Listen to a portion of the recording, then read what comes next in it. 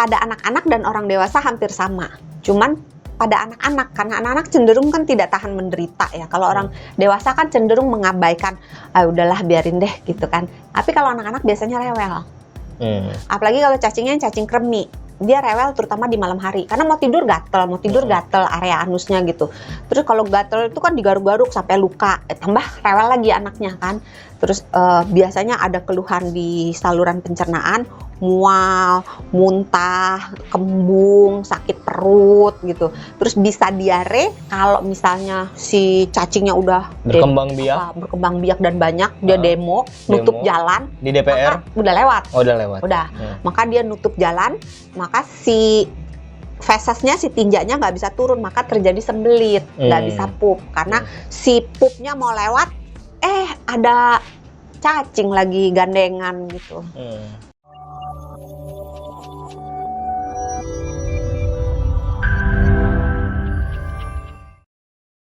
Kita tes. Oh, ya. Yang bikin gatal adalah cacing jenis 1, cambuk, 2, tambang, 3, kremi, 4, gelang. Oke. Cacing yang mana? Apa? Ini juga giginya lemot nih. Cacingan. Iya, cacingan berarti. Makanya nih. Cacing yang bikin gatal adalah cacing kremi. Ih, pinter loh.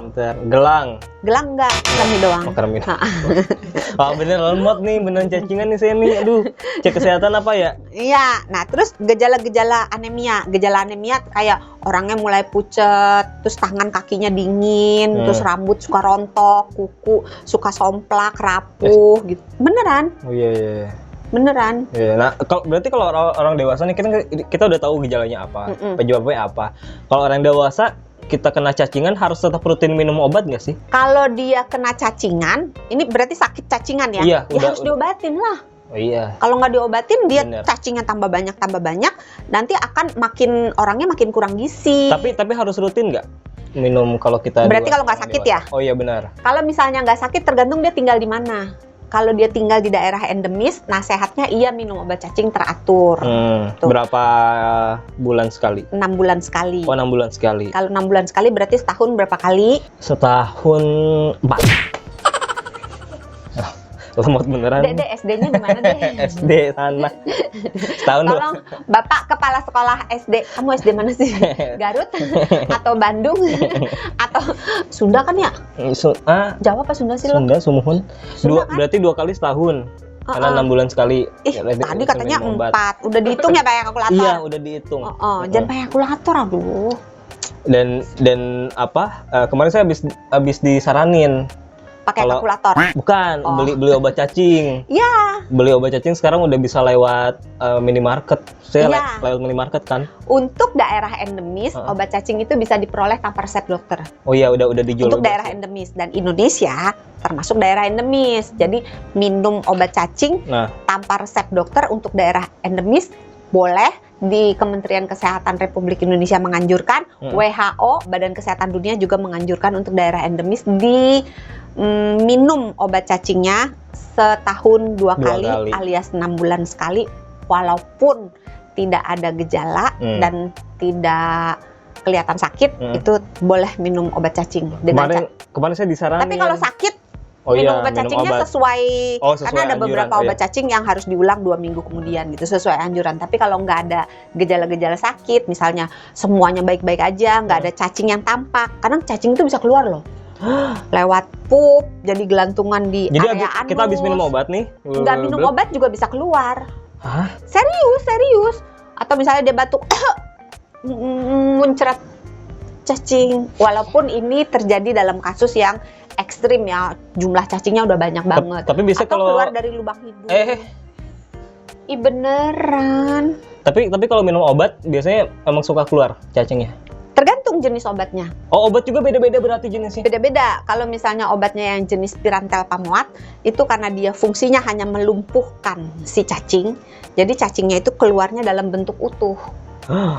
Sebagaimana bentuknya dia. Tapi udah dalam keadaan metong. Lumpuh. Oh, lumpuh.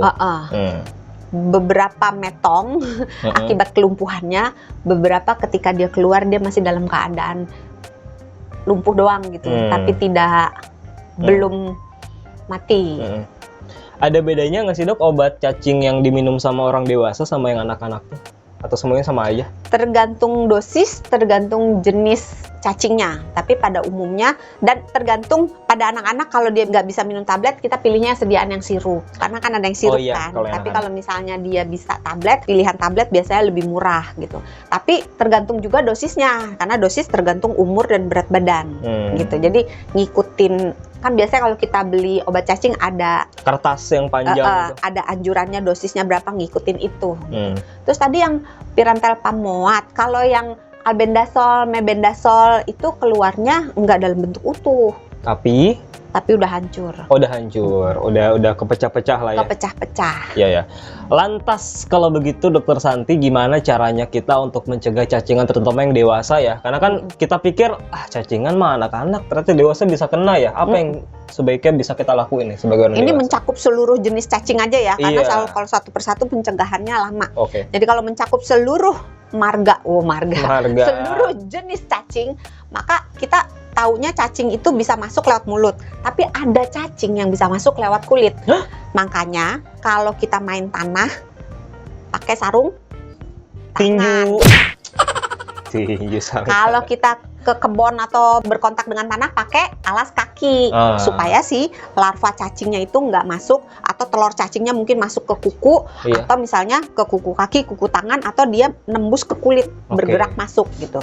Nah terus itu kalau masuknya lewat kuku. Kalau masuknya lewat mulut, maka harus menjaga mulut, jangan sembarangan ngomong, jangan sembarangan mulutmu marah-marah. harimaumu. Enggak, sekarang mah jarimu harimaumu. Udah banyak Mulut kejadian. sekarang. Iya. Sampai di demo tuh kan. Makanya jangan suka nunjuk-nunjuk gini, jarimu harimaumu gitu, nggak boleh. Kan Iya. katanya nggak sopan nunjuk-nunjuk gini. Gue Nah. sering lagi begini, nggak boleh ya, gini-gini. Kayak jempol aja. Jempol. Gitu. Iya. Iya udah. Udah kan maksudnya gini loh.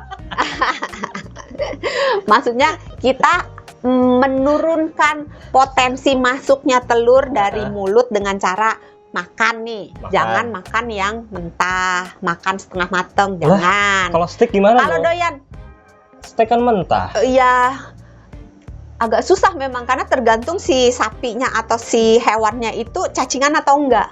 Ya, Kalau dia cacingan, maka di dalam badan kita bisa, di dalam dagingnya itu kalau setengah matang cacingnya belum wafat, masih ada. Nah bisa masuk ke dalam badan kita.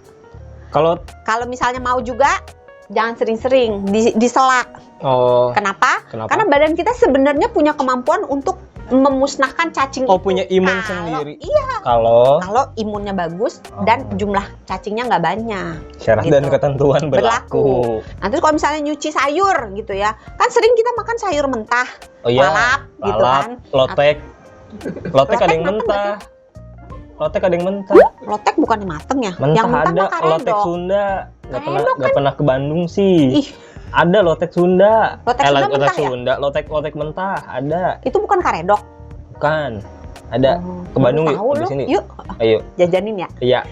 Tapi jangan lupa minum obat cacing. 6 bulan sekali. Setahun berapa kali? 4 kata Mas Sony. Salah dong. Kan Mas Sony ngikutin Mas Sony gitu kan. Tadi apa sayuran mentah? Sayuran kalau dicuci, itu cucinya dengan air mengalir. Jangan diupek-upek di baskom. Balik lagi dia. Iya, biasanya kan ibu-ibu suka naruh di baskom, direndam ada juga bahkan. Kalau mau direndam boleh, tapi pada basuhan yang kedua atau ketiga gunakan air mengalir supaya kalau ada telur cacing, telurnya luruh gitu. Terus gunakan alat potong daging dengan alat potong buah, dengan alat potong sayur gitu. Beda-beda. Talenannya beda gitu. Terus minum air kalau misalnya di daerah endemis, misalnya nih, kan pada umumnya kita udah pakai air galon ya. Iya. Tapi kan ada juga yang masih belum punya air galon, merebus.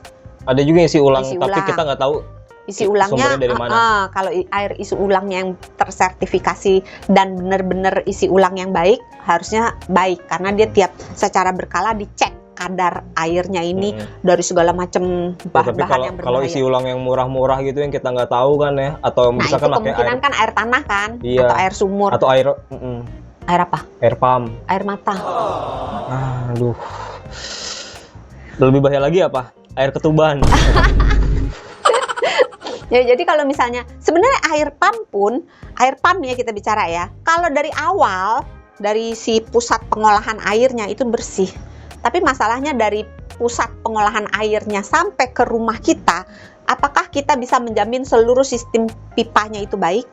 Itu jadi pertanyaan. Jadi kalau misalnya pipanya ada yang udah agak lapuk dikit, mungkin bisa ngerembes air-air yang bukan dari pumpnya, maka rembesan itu berpotensi, belum tentu ya, berpotensi mengandung zat-zat pencemar. Iya. Gitu. Tapi pada intinya kalau minum air juga harus dipastikan dulu airnya benar-benar yang kualitasnya bagus supaya nggak ada potensi ada telur cacingnya. Pinter loh. Gimana caranya memastikan air itu, misalnya kita punyanya air pump atau air galon atau mau diminum, atau air sumur deh, atau air tanah gitu, kita mau minum, gimana caranya supaya aman?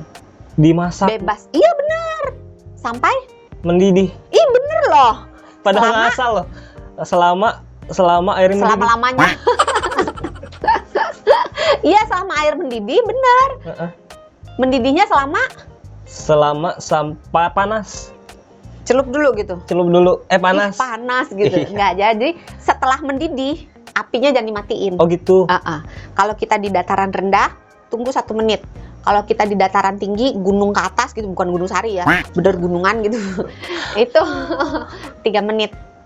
Supaya benar-benar musnah semua parasitnya. Bunyinya ganggu, Dok. Kebetulan saya teko itu loh, Dok, yang kalau mendidih bunyi. Nyanyi. Oh iya. Sambil nyanyi. Nah, itu kan yang masuk nih, makanan, minuman, udah ya.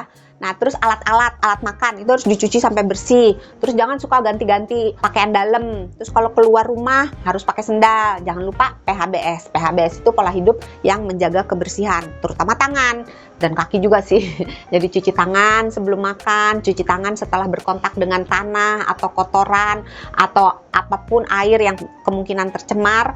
Kemudian jangan lupa juga setiap buang air besar, basuh tangan dengan sabun dan air yang mengalir. Dan yang terakhir, tapi bukan berarti yang tidak penting, adalah menjaga imun tubuh. Karena yang tadi udah diomongin sama Mas Sony, bahwa badan kita punya sistem imun sendiri yang bisa memusnahkan, bisa mengendalikan si populasi cacing apabila jumlah cacingnya tidak banyak. Jadi imun harus dijaga dengan cara makan yang baik, olahraga, tidur yang sehat, dan tata kelola stres. Oke lah, kalau begitu terima kasih Dr. Santi. Ini diingatkan berarti kalau orang dewasa jangan lupa minum obat cacing 6 bulan sekali. Terima kasih untuk kamu yang sudah menonton. Jangan lupa subscribe channel YouTube-nya Sonora FM 92. Dan terima kasih ya Dr. Santi. Pantangin terus kamu sehat di episode selanjutnya. Jangan lupa di-share ya, di-upload ke TikTok boleh biar viral. Kalau gitu, jangan lupa jaga kesehatan karena sehat itu mudah, sehat itu murah.